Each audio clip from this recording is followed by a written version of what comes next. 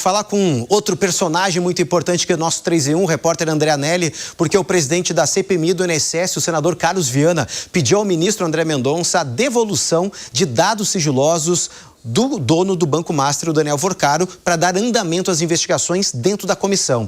Anelli, seja mais uma vez muito bem-vindo. Inclusive, eu quero que você traga mais detalhes da expectativa de encontro entre o senador e Mendonça logo após o Carnaval. Pois é, Cássius, essa data ainda não foi marcada, o encontro entre Carlos Viana e André Mendonça, mas o senador garantiu que essa reunião deve acontecer na primeira semana depois do Carnaval. Então, deve ser ali às vésperas do depoimento de Daniel Vorcaro, como eu disse agora há pouco, já confirmado para o dia 26 de fevereiro, já no finalzinho do mês, logo depois então do feriado, para se explicar em relação aos cerca de 250 mil contratos que o Banco Master mantinha com aposentados e pensionistas.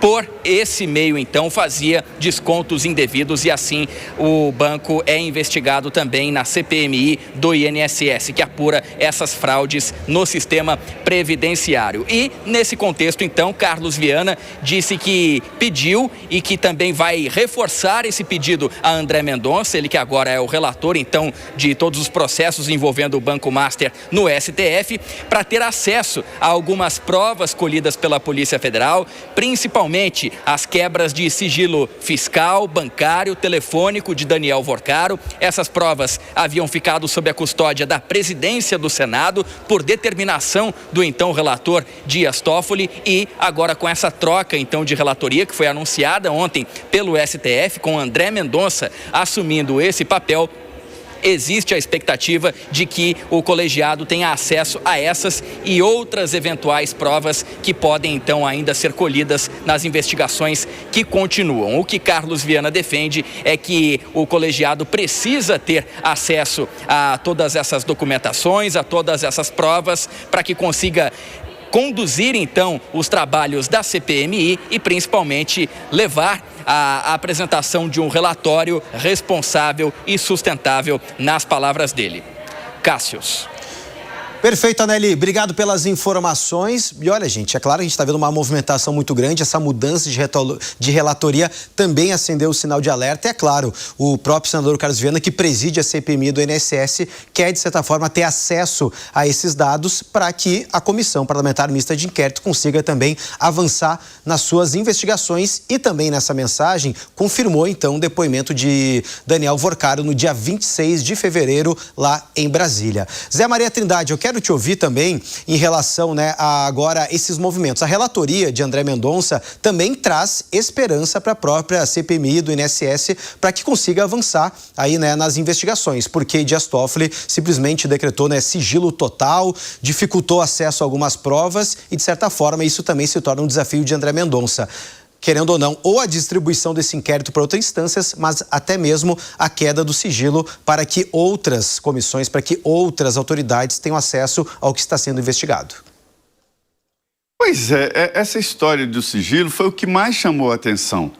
Todos sabiam que tinha alguma coisa estranha. Se quiser chamar para uma atenção para alguma coisa, é colocar aquilo como segredo, né?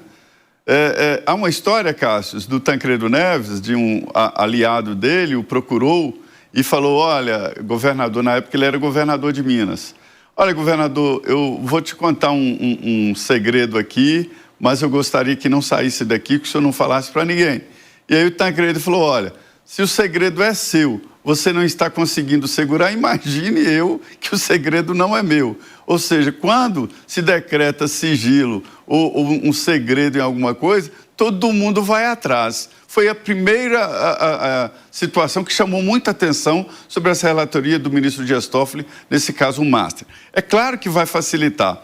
O diálogo agora será muito melhor, né? Será um diálogo mais aberto, o processo será muito mais rápido e a CPI precisa. A CPI tem o direito, né, de abrir sigilos, de quebrar sigilos bancários e fiscal, tem poderes. Então, cessear o direito de uma CPI é cessear uma das prerrogativas do Congresso Nacional. Então, eu entendo que agora vai sim melhorar e será mais fácil aí esse relacionamento.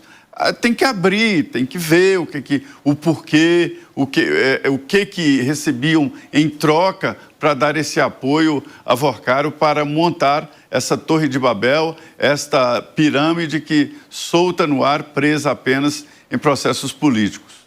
Ô Vitor, até a derrubada, né, do sigilo é uma forma, uma estratégia que o próprio André Mendonça pode encontrar para diminuir essa resistência, ou pelo menos a temperatura no Supremo Tribunal Federal e voltar, pelo menos, né, a ter esse diálogo e, inclusive, avançar nas investigações tanto do Banco Master como também da CPMI do INSS? Não, definitivamente, Cássio. Isso é um diagnóstico que se tornou comum até entre os próprios ministros do STF, né? Para mim, frase antológica da ministra Carmen Lúcia foi proferida ontem, ela disse: todo taxista que eu pego é contra o STF, né?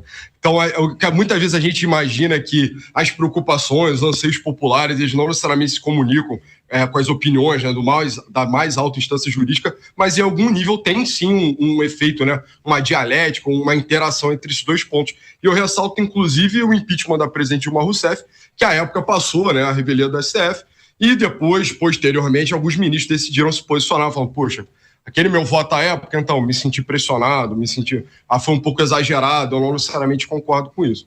Então, a expectativa que está por detrás agora, né, da centralidade que o ministro Mendonça traz à investigação e ao curso do processo, é que ele traga um pouco do seu perfil também, né? Ele é um homem, né, conhecido por ser um pouco mais distante, né?